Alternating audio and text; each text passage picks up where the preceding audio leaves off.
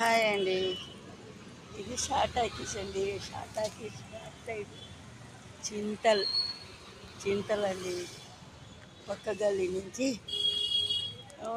అలసిపోయి ఒక బొమ్మ దగ్గర కూర్చున్నాను. ఓకేనా.